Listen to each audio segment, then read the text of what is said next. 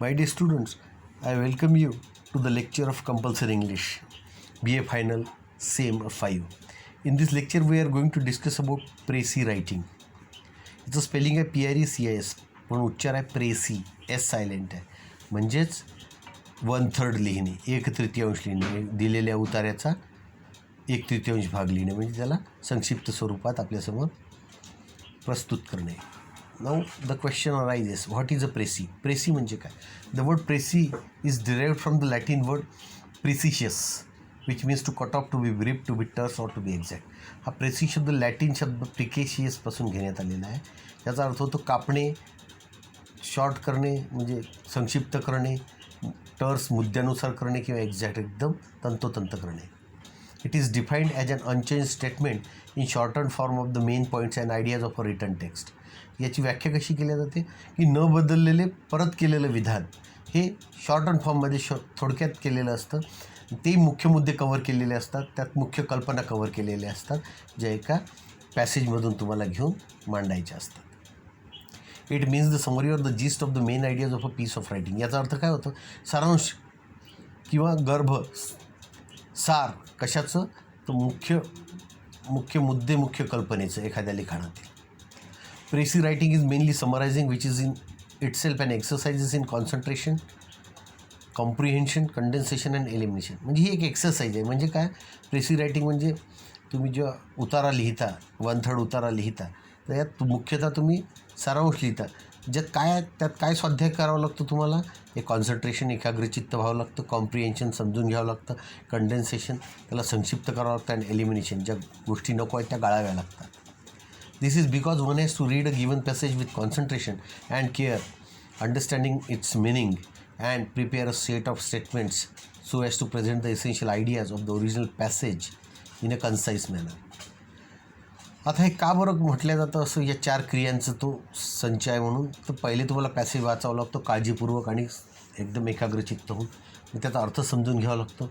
नंतर तुम्हाला विधानांचा एक संच तयार करावा लागतो, जो तुम्हाला मुख्य कल्पना साकार करायला मदत करेल. कशातून? मूळ उतार्यातून, आणि ते सुद्धा संक्षिप्त स्वरूपात. In precis writing one needs to distinguish between the essential points in a given passage and the inessential once.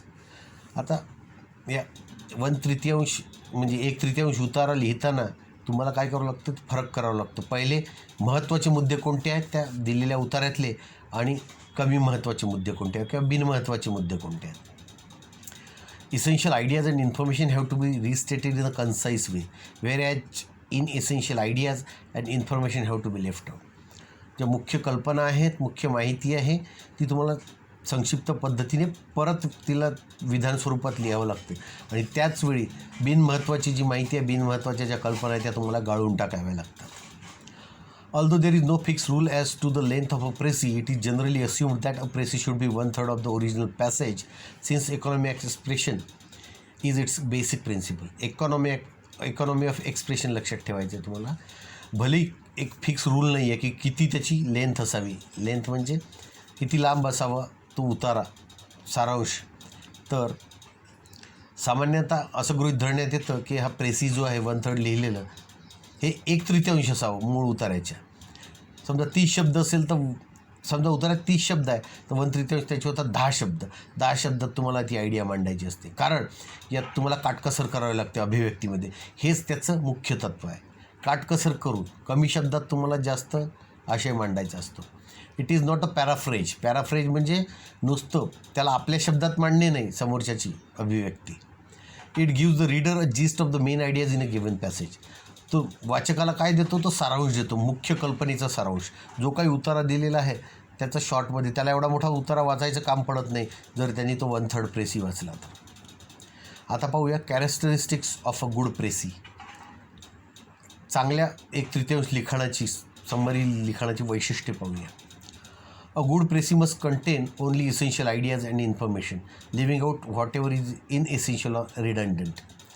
तर पहिली कॅरेक्टरिस्टिक म्हणजे पहिलं वैशिष्ट्य, तर चांगला उतारा जो असतो, चांगला समरीचा जो उतारा असतो, त्यात मुख्य कल्पनाच असल्या पाहिजे, मुख्य माहितीच असली पाहिजे. जे बिना महत्त्वाचं आहे किंवा जे परत परत येत आहे त्या उतार्यात ते गाळून टाकलं गेलं पाहिजे. The ideas and pieces of information must be expressed in a logical sequence. ज्या काही कल्पना आहे, जी काही माहिती आहे त्या उतार्यातली, ती एका तार्किक क्रमानेच अभिव्यक्त केल्या गेली पाहिजे, ती एका विशिष्ट क्रमानुसार. A precis should not add ideas that are not present in the original text or passage. म्हणजे त्या 1/3 उतार्यात अशा कल्पना नको ज्या ओरिजिनल टेक्स्ट किंवा पॅसेजमध्ये नाही आहेत. आपल्या मनाने काही टाकायचं नाही.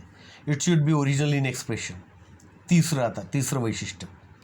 तिसऱ्या वैशिष्ट्यात ते एकदम मूळ स्वरूपात असलं पाहिजे अभिव्यक्ती. Therefore use your own words and expressions to express the essential ideas of the original passage. आणि म्हणून काय करा, तुमचे स्वतःचे शब्द, तुमची स्वतःची अभिव्यक्ती वापरा, ज्या मुख्य कल्पना अभिव्यक्त करताना त्या मूळ उतारातल्या. चौथा आहे वैशिष्ट्य, a precis should be written in indirect speech. Precis म्हणजे हा उतारा जो आहे तुम्ही शॉर्ट करता संक्षिप्त, तो अप्रत्यक्ष कथनातच लिहा. पाचवं वैशिष्ट्य, the language of the precis should be simple and its expression must be clear. त्या प्रेसीची भाषा साधीच असली पाहिजे आणि त्याची अभिव्यक्ती अतिशय स्वच्छ असली पाहिजे. And last but not the list, the sixth one, it should capture the spirit and style of the original passage.